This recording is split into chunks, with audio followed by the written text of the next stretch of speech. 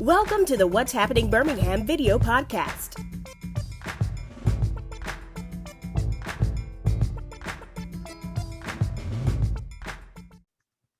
Hello, everyone. This is Jarvis Scott with What's Happening Birmingham. Today, I got the honor and pleasure of welcoming, first time on the podcast, Mr. David A. Northern Sr. He is the president and CEO of the Housing Authority of the Birmingham District. Sir, good afternoon, and thank you for coming on today. Thank you for having me on. I appreciate the opportunity. Great. I want to bring him on today because there's a lot of exciting things that's going on within your organization, and I want you to be able to tell our audience about all the different new things you got going on, especially new changes and new communities that you all are, renovating and reestablishing. So before we start, just give a quick background. All right. Well, again, I'm excited about being here in Birmingham. We have some great changes that's being made, for the citizens and the clients that we're serving here. So a little bit about myself. My name is David Northern Sr. Again, I'm born and raised in Gary, Indiana. I've been in the housing industry probably 26 plus years. I worked at a number of housing authorities, from larger, small ones, counties. Did some work with HUD as like a fixer at a couple housing authorities, where I went in and worked with some troubled housing authorities in some areas and just, helped out as much as I could. I bounced around quite a bit, man. So I've been on the board of governors of the National Association of Housing and Redevelopment Officials. With that organization, I did a delegation in South Africa to help the South African country on some housing issues. Currently, I'm the president of the Public Housing Authority Directors Association. That's one of our other industry groups out of DC. So, it's a great opportunity to work with Congress and HUD officials firsthand. FADA, with the initials for that is FADA. So we oversee close to 2,000 housing authorities throughout the nation. So that top-down approach of skill sets, knowledge, information firsthand, along with being at the table and when decisions are being made for housing authorities. So I'm just excited to be able to bring, my talents and skill sets to Birmingham. Mm-hmm. So what were some of your main goals or objectives with taking this position? Well, I'm fortunate because I have been around so long and I've been at the highest levels in our industry groups. That I had opportunities to make a choice, and I chose to come to Birmingham because I saw the value and the opportunities here that Birmingham had, for somebody that had my certain leadership style.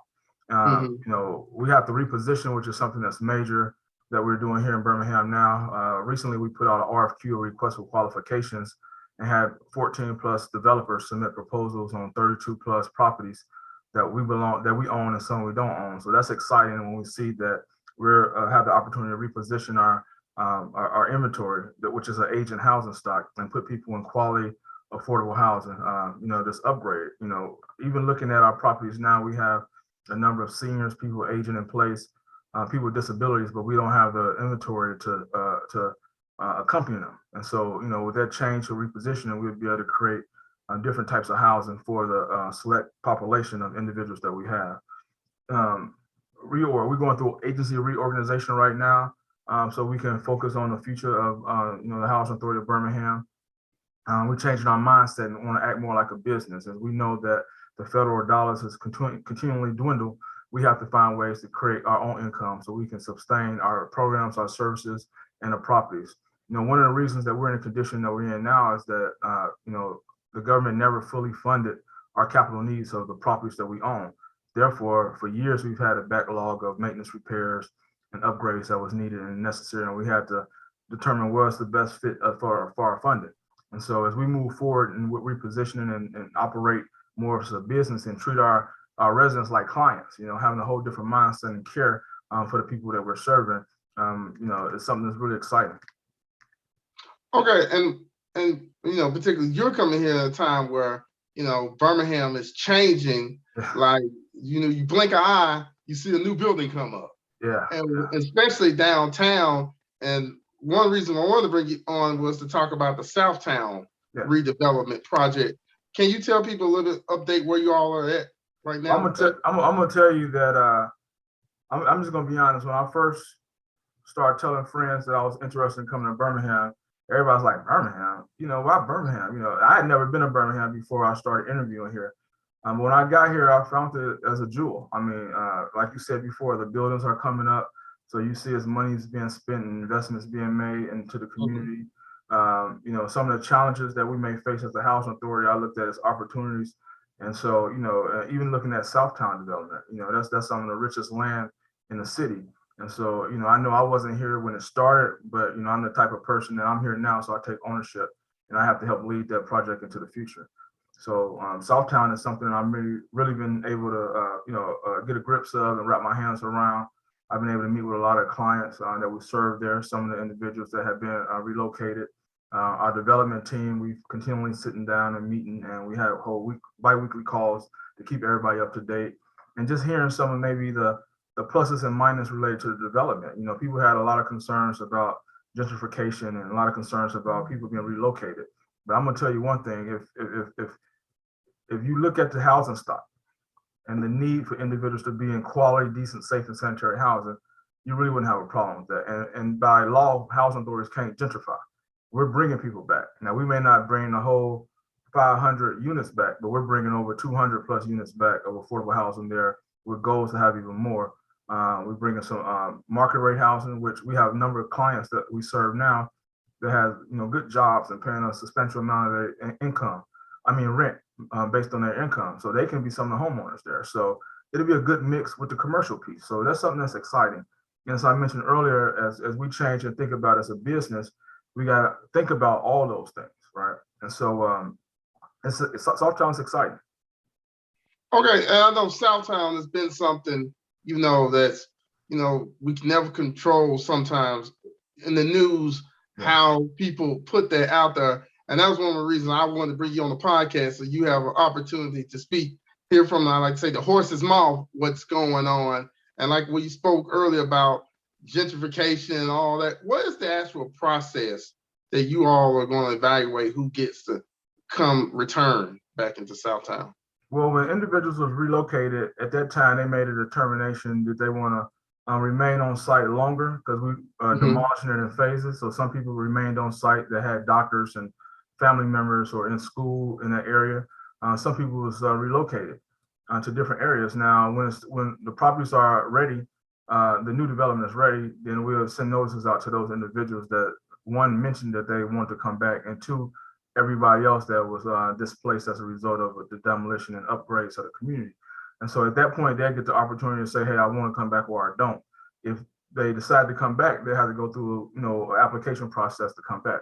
So they get the first rights in terms of a preference. So if somebody that left and somebody that's new that wasn't there apply, and both of them getting the unit, the one that left get the unit first. Okay. So they got a higher rank in terms of receiving a unit, and it's automatic. As long as they qualify, they can get the unit. So what's the timeline for completion so far? It's a number of timelines that we're going through. I mean, you probably know a little more than me. There's been some legal battles. There's been some challenges that we faced as a result of Southtown, but our goal is to start demolition this summer. And so we're looking at, depending on the various phases, the first units may become available, later in 2022. Okay. Now, also on Southtown, will there be over in that area? Will it be like retail or? Yeah. So we have goals for not just affordable housing to return, but we're bringing some market rate housing. But the commercial and the retail aspect is big. That's a great area. There's a number of doctors that live or work there, the hospitals there. So we have an opportunity to have, grocery stores or doctors' offices, office space for rentals. So, I mean, it's big. And our people need an opportunity to work too, and not have to travel all the way across town to go to work. And so that's one of the things that's a big focus now when we talk about repositioning properties and developing smart communities. We want to put people in areas where it's safe, decent, sanitary, quality housing, good schools, but working opportunities also for those individuals that have that ability to work.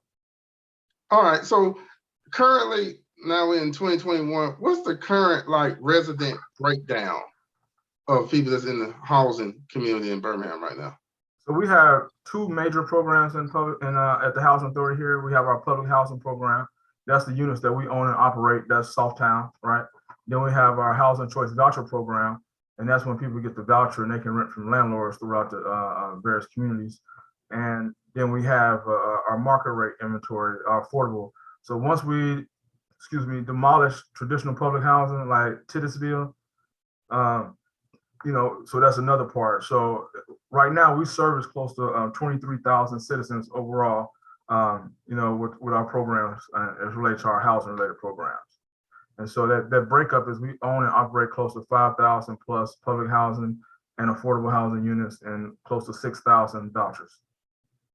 Okay, well, how does Birmingham, like when you came here, as far as like a snapshot, and you said, how did it compare with like other peer cities, or as far as the condition of state of? I mean, it's kind of challenging because it varies. It varies by your region and your areas that you're in. But I can tell you one thing, that the housing stock here in Birmingham is in desperate need of upgrades. Right. Our people here in Birmingham currently, aren't living in the best, decent, and sanitary housing that we can provide. But that's one of our main goals, to make sure that we put people in quality housing. We're looking to have a housing summit and invite stakeholders and partners throughout Birmingham so that we can really solidify some of our goals and our needs. And we're also in discussions about having a plan of action and goal for 10 years of how we want to develop affordable housing. How do we focus on our resources? When money's coming from the federal government or businesses want to invest and they start construction, well, let's make sure that we get the right type of water pipes and lines and cable lines. So when we build this housing over here, because in 2 years from now, this is the plan to bring housing here, right? So we want to think holistically and think as a team and have a strategic plan in place for that purpose, so that no matter who's in office, no matter who's sitting in the housing authority's president spot, it's a plan in place. Now, a plan can be changed, but it's a plan in place so we can have some clear direction into the future. And it's interesting to bring up, I think like with Southtown, I think honestly, and I might be wrong, I have to go back and check or fact check or whatever. Yeah. I think it's the first major renovation in a long time since Hope 6. And that was kind of in the 90s. Now, I don't know the actual name of the property that was there before, but yeah, the Hope 6 was one of the first ones here that started it off. But Titusville is a big one. Yeah, that's a big one. We're on our second phase there. Actually, I was on a site visit about 2 weeks ago. It was really nice. But far as in this downtown area like this, a desired area that people want to live and businesses want to be in, this is the first here right now. Okay, so what new security procedures have you all established in place to, because this era that we live in 2021, due to the, I always like to say this, due to the pandemic, because crime is always going to be an issue in security and stuff. Yeah. But I think the pandemic's kind of escalated somewhat. What new security procedures have you kind of put in place in your team to make the residents or clients feel safe? That was something that was also high on the radar. We currently got a police contract where we work for above baseline services that we pay for our local police department. And so happened it was a good time when I came in that we're under renegotiations of that contract. So we added some new nuances to the contract with the police department. We allow our line level staff along with clients to be a part of that contract negotiation from the standpoint of, you tell us what you're looking for, what you like, not right now. And so I think that having the people be engaged and have the people that actually working on these properties and living in these properties in these communities have an insight and say of what they want to see in terms of local community policing. I think that was a big win for our organization. But along with that, my first week here, Major Turner was murdered. And that was something that really, set heavy on my soul. And, we made some strategic plans and directions there that let's look at our current funding and what we can allocate to provide upgrades and better security. And so we provided, I can't remember all the numbers, but like 400, close to 500 new cameras, 380 plus new lights, and like 60 or 70 license plate readers. And I'm gonna be clear when I say this. I don't want nobody to go to jail. Mm. Don't do crime on my properties. Keep our community safe, and you don't have to worry about it. We're not Big Brother and trying to watch over you. Unfortunately, we have to put these items in place in order to protect our clients and our communities. But for certain, since they've been there, the murders and the shootings are down. All right. I just got a report from my director of public safety that just talked about how it's been less shootings, acts of shooting violence and murders for certain on our properties are down. And so, maybe the messaging, like we're doing today, maybe there's been a number of articles that people see that we care about the whole community, whether you live in our properties or not. But our job, and I'm tasked with ensuring that the safety of the citizens that I'm directly responsible for, and those are the ones in our communities. And so far, we've been doing a great job in terms of moving things forward to make sure and ensure their safety. One of the things I noticed, you was recently in a press conference with Mayor Woodfin and the Birmingham police and local pastors, Yeah. that you all are instituting something like a relocation. Well, the press conference was, I think, the brainchild of some of the pastors and the mayor to partner with Crime Stoppers and to try to offer rewards for these a lot of the murders, especially happening in little kids, like Major Turner. So when he reached out to the Housing Authority about our support, 100%, right? We want to support that. First of all, we want to support it anyway because it's in the communities that we serve, but we was directly impacted by that. And so we came to the table with that. But even before that occurred, upon my arrival, another number of policies we changed and upgraded. And that was one that I've used at other housing authorities, and that's the relocation, where if individuals are willing to work with the Department of Justice and the police departments to solve some of these major crimes, we know that they don't want to stay in these communities. They don't want to go and tell about what occurred and want to stay there. So whether it's moving them across town or moving them out of state, the Housing Authority put that in our policy that we can help with that relocation process. Okay, so now that I got you in front of me, I always like when I get people in front of me. Any other, well, on the podcast, I was like to say, that way it gives you opportunity to speak directly, to the audience or the internet universe, I like to call it. What are the misconceptions people have about public housing, or myths you want to clear up? Well, one of the biggest things is that they look at not everybody, but some people look at public housing as a deterrent, as a detriment to the community, right? But we play a vital role in the ecosystem. We provide affordable housing to some of the community's most vulnerable. We provide affordable housing to our working class individuals. I just have my team pull statistics right now, and total income from all our programs, like working income or Social Security income, whatever, is 2.9 million. No, 290 million plus in terms of what our clients are providing to the ecosystem. So that means they're working, that they're providing income that's going to bounce around 2 and 3 times in our ecosystem as related to economics. Then we bring our budget, right? Our budget is almost 100 million. Then all the contractors that eat off of the contracts that we put out for construction related, or the items we purchase. So, people need to quit looking at housing authorities, and just because we serve some of the communities most vulnerable, that's a detriment, because we're not. If you take us out of any community, any major community is going to be impacted, right? So people need to stop that. And then our clients want the same thing everybody else wants. They want decent, safe, and sanitary housing. But just like in certain parts of the communities, in certain parts of the world, because it's been like in Hollywood, it's been shootings and robberies. So, that's not isolated to our communities. That's everywhere. We have good, solid, hardworking people. It's a lot of people that made it, that came out of, some of these communities. I'm from Gary, Indiana originally. We had it bad. It was the murder capital. I was growing up. It was really poor, no jobs and things like that. And so I'm thankful that I was able to make it out and have a leadership role and be impactful to others, right? That look like me and don't look like me. I was a school board member. I was on the Sheriff's Merit Commission. So I always been that type of person that want to do things to help the community out and utilize my platform that way. And the best thing that I can say about the individuals that we serve in housing, it's a small percentage that cause all the problems. And most of them don't even live there. There are people that don't live in our communities and come to the communities to start the problems because they feel, most people don't want to mess up your own house. You don't want to go to your house and kick in your doors and do all that kind of stuff. You go to someone else's house and do it, right? And so we get that a whole lot, but we have some amazing people, our resident leaders. I love them to death, and I'm a people person. So it's been challenging coming here during COVID, but I've been able to, meet and work with my staff using Zoom at times and small meetings, work with our resident leaders and get out there and meet some of our clients. Like last week, we had Mario Addison's camp, and we had a number of young people, both girls and boys there. Well, I played college ball. I coached high school football. So I went out there and participated as one of the camp workers with the kids. And it was really nice. Now I was tired afterwards, but it was nice. And then this Saturday, NFL play, flag football, we got 3 teams in the competition.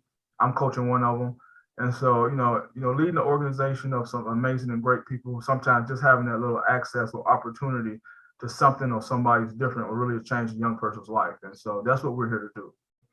Well, I like that you bring that stat out, because one of the biggest things, I feel like sometimes media put out by people living in public housing, they just sitting at home on their butt and just collecting government benefits. Yeah, that's not the case. That's totally not the case. Now, I'll be honest with you. The last agency I came from, we had a designation from the Department of Housing and Urban Development to be a move to work agency. And so our whole goal was to allow us the flexibility to design programs to benefit our community, but also help people move along that spectrum of self-sufficiency. We had certain requirements. So if you was not 55 and up and under 18 with a disability or a reason not to go to work, go to school, you had to go to work and go to school, or you couldn't live there, right? But we gave people an opportunity and a time to get that job or go to school, and we utilized our resources and community partnership to make that happen. And it made a vast difference in the level of income our clients had there. And we did apply for that here. We applied for, right now, that cohort that HUD has is not available. We applied for resident initiatives. And that's because we know we have so many units that we have to reposition. We need to partner and be more flexible with our landlords to ensure that we get quality landlords to rent to some of our clients, here in Birmingham. So we're making a lot of, intentional and smart changes to benefit the clients that we're serving, but the community overall. One thing I want to mention real quick, if you are like someone who, own a lot of rental homes, how do they get in touch with you all, the process to become, or do they go to the government first and go to you? Well, see, that's another misconception, that we're not the government. We're quasi-governmental. We're a contractor of the government. It's like the post office is a contractor of the government, right? And so we're not under the government systems like that. We're called quasi-government, right? And so, but if landlords want to work with the housing authority, they can go to our website, which is www.habd.net, and is it .net or .com? I think it's .com. And look up the information on how to become a landlord. And that process works is that you can put your units on an available unit listing. Tenants, our clients see your unit and decide that they want to live there, and get with the landlord. Then we'll come out and do an inspection. So the process don't really start until somebody on our program decide they want to live in your unit, and then that process starts. We don't come out and do pre-inspections to see if your unit qualifies or things like that. It don't start the process until one of our clients decide, hey, I want landlord A's unit, and then we have to come out there and inspect the unit and make sure it's qualifying for our program. Okay, we'll make one correction. HABD.org. .org, yeah. So we got emails to say .net. We got this to say .com. I know you're confused. Yeah. So again, that's www.habd.org. Yeah, no worries. I'm gonna have it on the title. I just want to make sure we mention that. People like, I'm checking out the website, couldn't find it. Any other upcoming news you want to share about what you guys got going on? Well, upon my arrival, I talked to a lot of staff, some of the clients, and individual stakeholders in the community. And one of the concerns they had was that they couldn't get in touch with us. Wouldn't provide feedback. And so you probably can notice and see that we do a lot more messaging. We're a lot more willing to get out there and share what we're talking about, what we're doing, some of our goals within the community, and that's going to continually improve as we move things forward. But we started the Office of Constituent Concerns. And that office is where if the individual have a concern or a problem or can't get their work order done or can't get into the management office, one of our returning call, they send us an email, leave a voicemail, through the Office of Constituent Concerns, which is on our website also, and on our Facebook and our Twitter and things like that. And we respond within a 48-hour time frame. And so we track it. The person get it to the department. So people looking at it, they tracking the time, making sure the responses are getting responded to. And then at the end of that month, we pull all of the responses, we pull all the concerns, and then we evaluate them. and it gives us some information in terms of how do we need to train more internally? Is it a messaging issue? Is it something that we need to get out that the community need to hear? So we use that as valuable data and information to how to plan into the future and how to run our operations more effectively. And so since that office started also the first week that I started here in Birmingham. We've had over close to 600 concerns come in that was responded to on a 97% accuracy rate. Okay, well, Mr. North, thank you for coming on today. Okay. I know this is your first time, but you're always welcome to come back again, especially, continue to update us on the Southtown project and also other things you got going on. I want to thank you for coming to Birmingham for this. Hope we like we was mentioned before we got on this podcast, the weather don't deter you too much. Alabama weather is just real interesting. I swim all day in the water before I have to deal with the snow. Okay. That snow and ice up north, believe me, is much better. I just thought, I was just not under the impression it was going to be sunny and hot all day. But when it get that way, then I'm gonna be complaining about that too. Like, oh, it's too hot out here. All right. Well, thank you for coming on today. Please check out what'shappenedbirmingham.com for more videos and interviews. Please don't forget to subscribe to my YouTube channel as well. Thank you all again. Have a great day. Bye-bye. Thank you, sir. Thank you for watching the What's Happening Birmingham video podcast. Please check out our website, app, or subscribe to our YouTube channel for the latest videos today.